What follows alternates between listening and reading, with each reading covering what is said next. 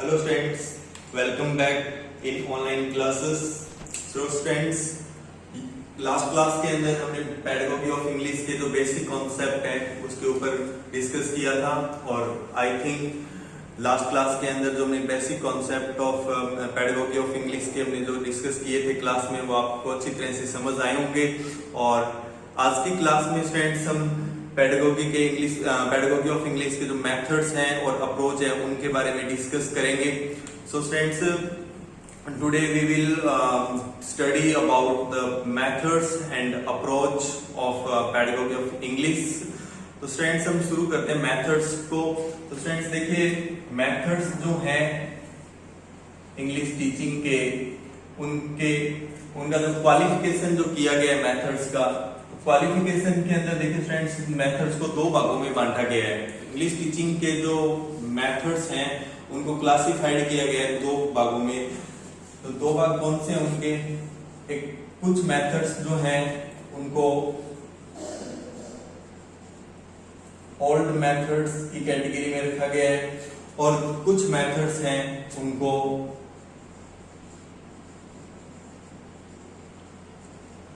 New methods की category में रखा गया है स्टूडेंट्स। तो ये इंग्लिश टीचिंग के जो मेथड्स हैं उनको दो भागों में क्लासिफाइड किया है, पहला ओल्ड मेथड्स और दूसरा न्यू मेथड। तो देखिए स्टूडेंट्स, ओल्ड मेथड्स के अंदर जो मेथड्स आते हैं उनमें हमारा जो पहला मेथड रहेगा वो हमारा रहेगा ट्रांसलेशन कम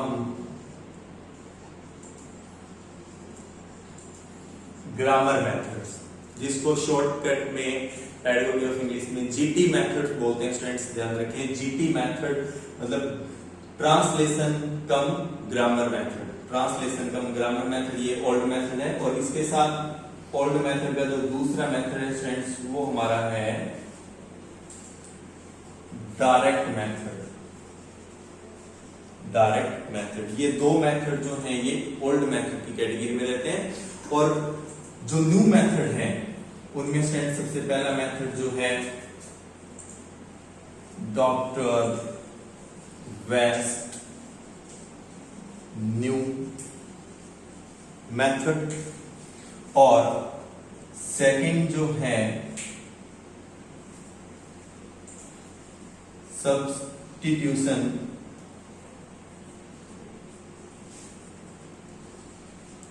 मेथड और लास्ट मेथड जो है तीसरा न्यू मेथड की कैटेगरी में वो रहेगा bilingual method. So students, methods को हमने दो भागों में बांटा है, ओल्ड मेथड्स और न्यू मेथड्स। ओल्ड मेथड में दो मेथड रहेंगे, ट्रांसलेशन कम ग्रामर मेथड और डायरेक्ट मेथड। और न्यू मेथड में हमारा पहला डॉक्टर वेस्ट न्यू मेथड, जिसको रीडिंग मेथड भी बोला जाता है, सब्स्टिट्यूशन मेथड जिसको सब्स्टिट्यूशन टेबल मेथड भी बोला जाता है, और लास्ट आपका bilingual method. So students, today we will discuss about first of all direct methods. तो आज की क्लास में हम जो बेसिकली चर्चा करेंगे वो हम डायरेक्ट मेथड के बारे में पढ़ेंगे स्टूडेंट्स की डायरेक्ट मेथड क्या है, ये कहां से ओरिजिनेट हुआ और इसके जो कॉन्सेप्ट है डायरेक्ट मेथड की जो थ्योरी है उसके बारे में आज की क्लास में हम चर्चा करेंगे। सो स्टूडेंट्स देखिए, डायरेक्ट मेथड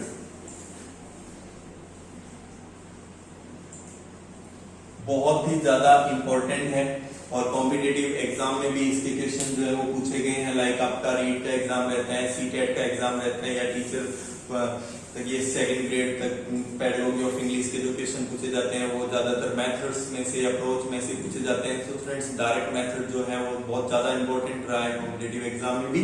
तो डायरेक्ट मेथड्स को शुरू करते हैं स्टूडेंट्स। आप देखिए, तो डायरेक्ट मेथड में सबसे पहले पढ़ने वाली जो चीज है वो हम पढ़ेंगे इसके अदर्स नेम।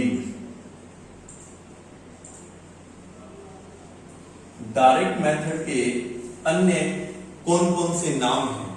तो देखिए, डायरेक्ट मेथड को हम नेचुरल मेथड भी कहते हैं और डायरेक्ट मेथड को नेचुरल के साथ साथ साइकोलॉजिकल मेथड भी कहा जाता है। लैंग्वेज लर्निंग का एक नेचुरल मेथड और साइकोलॉजिकल मेथड। साइकोलॉजी मेथड के साथ अन्य नाम में ये रीफॉर्म्ड मेथड। देखिए स्टूडेंट्स, रीफॉर्म्ड मेथड इसको क्यों कहा गया है, क्योंकि ट्रांसलेशन कम ग्रामर मेथड्स के अंदर जो कमियां रही थी उनको रीफॉर्म किया था डायरेक्ट मेथड ने, इसलिए इसको रीफॉर्म मेथड भी कहा जाता है। Next, anti grammar method. Anti grammar method भी इसको कहा जाता है। और एक लास्ट आपका फोनिक मेथड। तो देखिए स्टूडेंट्स, ये डायरेक्ट मेथड के कुछ अन्य नाम हैं जिनमें एक बार फिर से रिपीट करेंगे। नेचुरल मेथड रहेगा आपका, psychological method, reform method, anti grammar method और लास्ट आपका फोनिक मेथड। ये डायरेक्ट मेथड के कुछ अन्य नाम हैं स्टूडेंट्स। ये मैंने अन्य नाम इसलिए आपको बताए हैं क्योंकि एग्जाम के अंदर जो क्वेश्चन आता है हमारा, वो डायरेक्ट मेथड से ना पूछकर वो क्वेश्चन की स्टेटमेंट में ये पूछ लेता है नेचुरल मेथड। तो देखिए स्टूडेंट्स, जो डायरेक्ट मेथड की थ्योरी में से क्वेश्चन पूछा जाता है वो आपके नेचुरल मेथड के नाम के ऊपर पूछ लेगा। तो जो डायरेक्ट मेथड के अंदर थ्योरी रहेगी वही आपका नेचुरल मेथड रहेगा, वही आपका साइकोलॉजिकल मेथड है और रीफॉर्म मेथड है और एंटी ग्रामर मेथड है और फोनिक मेथड। तो स्टूडेंट्स, ये तो थे डायरेक्ट मेथड के कुछ अन्य नाम। अब हम चर्चा करेंगे कि ये कहां से ओरिजिनेट हुआ, इसका प्रारंभ कब हुआ, कौन कौन सी कंट्री ने इसको ऑफिशियली अपने एजुकेशन में अडॉप्ट किया। तो देखिए स्टूडेंट्स,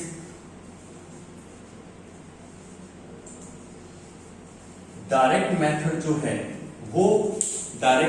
जो है वो हमारा ओरिजिनेट हुआ है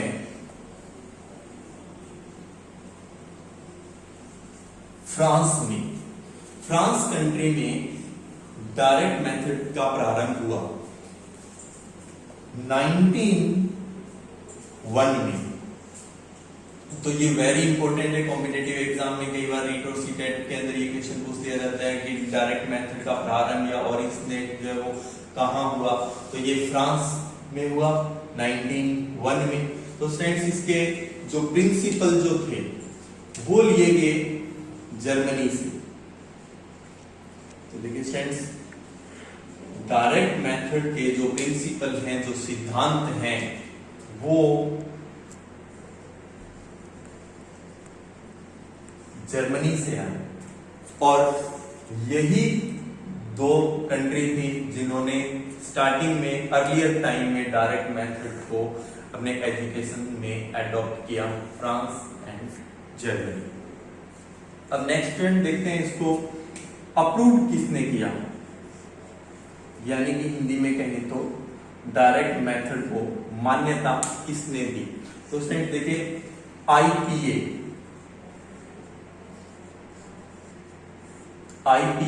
शॉर्ट टर्म में और फुल फॉर्म में अगर हम कहें, international phonetic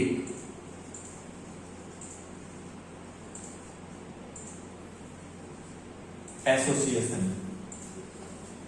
IPA, international phonetic association, IPA, जिसने डायरेक्ट मेथड को अप्रूव किया, यानी कि डायरेक्ट मेथड को मान्यता दी आईपीए ने।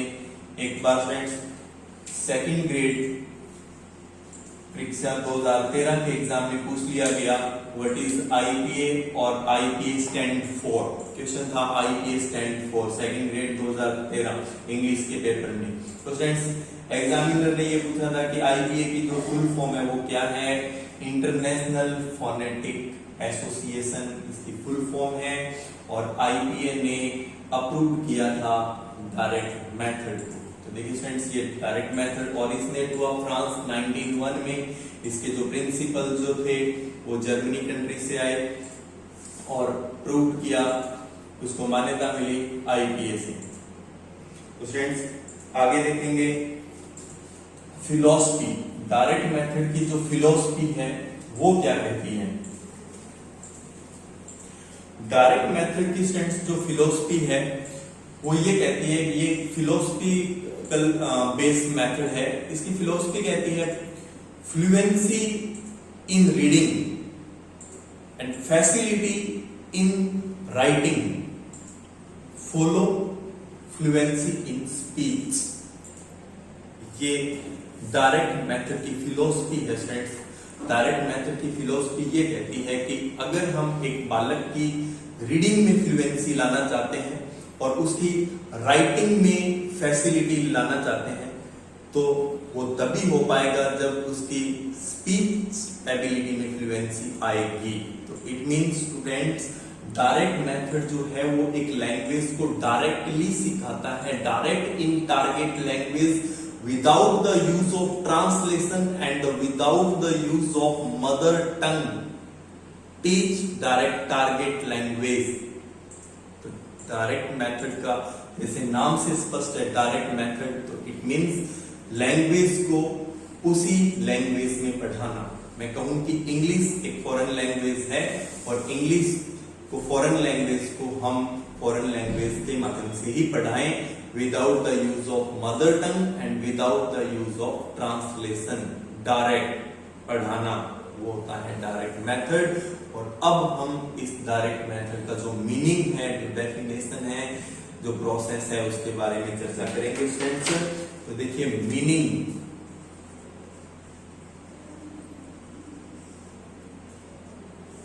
जैसा कि मैंने आपको पहले से बता दिया है कि डायरेक्ट मेथड का मीनिंग यही है कि एक लैंग्वेज को उसी लैंग्वेज में सिखाना, एक लर्नर को उसी लैंग्वेज में सिखाना।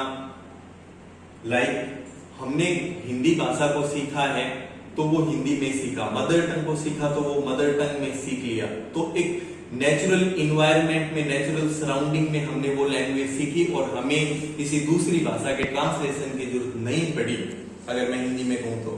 और डायरेक्ट मेथड कहता है कि इंग्लिश एक फॉरेन लैंग्वेज है, इसको एक बालक नेचुरल इन्वायरमेंट में सीख सकता है। तो इंग्लिश एक फॉरेन लैंग्वेज है तो हम इसको विदाउट यूज ऑफ मदर टंग और विदाउट द ट्रांसलेशन लर्नर को एक नेचुरल इन्वायरमेंट में, साइकोलॉजिकल वे में सिखाएं तो इंग्लिश को इंग्लिश में सिखाया जा सकता है। ये डायरेक्ट मेथड का मीनिंग निकलता है। डायरेक्ट मेथड का प्रोसेस क्या है स्टूडेंट्स, देखिए कि लर्नर को जो सिखाया जा रहा है, हम जो कंटेंट सिखाना चाहते हैं, एक वर्ड मीनिंग सिखाना चाहते हैं, तो उस वर्ड मीनिंग, उस आइडिया का बच्चे के लर्निंग एक्सपीरियंस के साथ एक एसोसिएशन बनाना, एक बॉन्ड क्रिएट करना, जिसमें हमें मदर टंग की जरूरत नहीं पड़ेगी। बच्चा अपने आप हिमसेल्फ वो मीनिंग को इंटरप्ट करेगा। उस चीज को हम डायरेक्ट मेथड बोल पाएंगे। और जो प्रोसेस है सिखाने का, वो हमारा मेथड जो है वो डायरेक्ट मेथड रहेगा कि एक बालक की, एक बच्चे की जो लर्निंग है वो हम टारगेट लैंग्वेज में कर रहे हैं। किस माध्यम से कर रहे हैं, बच्चे के लर्निंग एक्सपीरियंस को टीचिंग मैटर से, वर्ड मीनिंग से और आइडिया के साथ उसके लर्निंग एक्सपीरियंस को एसोसिएट करके पढ़ाना डायरेक्ट मेथड कहलाता है। स्टूडेंट्स देखिए एक बार फिर से कि टीचिंग मैटर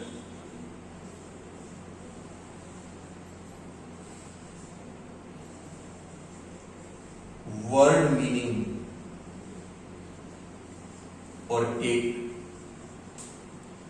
आइडिया, इसको, इन तीनों को, चाहे वो टीचिंग मैटर है आपका, चाहे वो वर्ड मीनिंग है और चाहे वो एक आइडिया है, उसको आप एक लर्नर के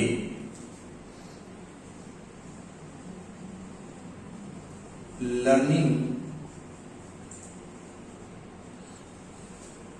एक्सपीरियंस के साथ एसोसिएट कर देते हो।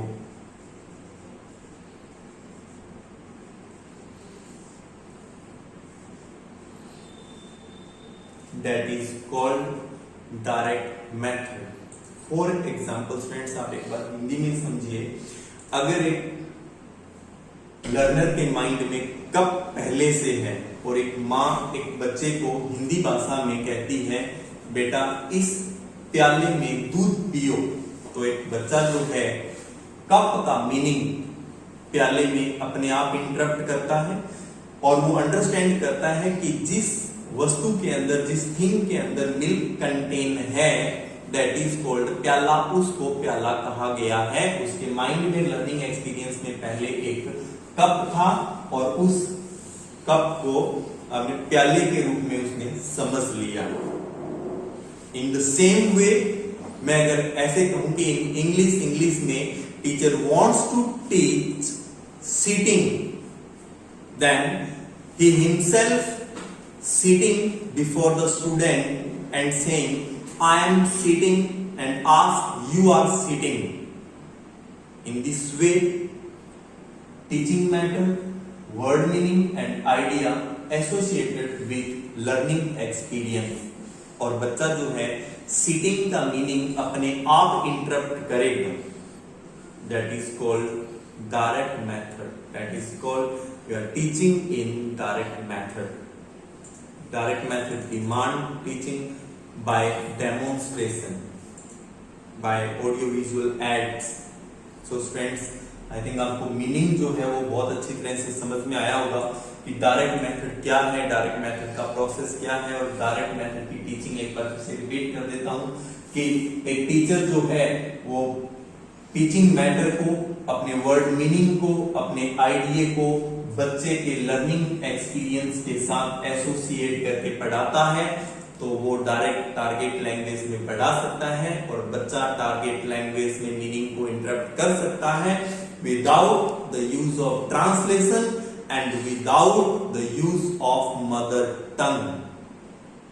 सो फ्रेंड्स, नाउ अब हम बात करेंगे आगे स्किल्स कौन से डेवलप होते हैं, डायरेक्ट मेथड जो है वो किस चीज को एम्फसाइज करता है, कौन कौन सी चीजें इनहेंस करता है, कौन सी एबिलिटी को इनहेंस करता है। फ्रेंड्स, तो देखिए डायरेक्ट मेथड जो है मेनली बालक की जो स्पीकिंग एबिलिटी है उसको डेवलप करता है, बिकॉज इसमें ओरल वर्क जो होता है वो होता है ज्यादा rather than other skill। ये स्पीकिंग को ज्यादा एम्फसाइज करता है और दो मेन स्किल रहते हैं, लिसनिंग और स्पीकिंग। स्पीकिंग एबिलिटी इनहेंस होती है बालक की, ओरल वर्क जो है उसको एम्फसाइज करता है, वोकेब के माध्यम से ग्रामर उसको पढ़ाया जाता है। फ्रेंड्स, तो स्पीकिंग एबिलिटी जो है, स्पीकिंग स्किल जो है वो ओरल वर्क के माध्यम से इनहेंस होता है, मेन स्किल एम्फसाइज करता है ये स्पीकिंग को। और कौन कौन से मैक्सिम्स इसमें प्रोफाउंडली यूज किए जाते हैं स्टूडेंट्स, तो देखिए जो मैक्सिम्स यूज होते हैं डायरेक्ट मेथड्स में, तो स्टूडेंट्स फर्स्ट ऑफ ऑल आपको बता दूं कि डायरेक्ट मेथड्स के अंदर जो ग्रामर पढ़ाया जाता है हमारा वो इंडक्टिव मेथड्स में पढ़ाया जाता है। Inductively it means inductive method में ग्रामर पढ़ाया जाता है जिसमें हम एग्जाम्पल पहले पढ़ाते हैं और रूल्स को बाद में एक्सप्लेन करते हैं। It means example to rule, inductive method. Next student, ये पर्टिकुलर टू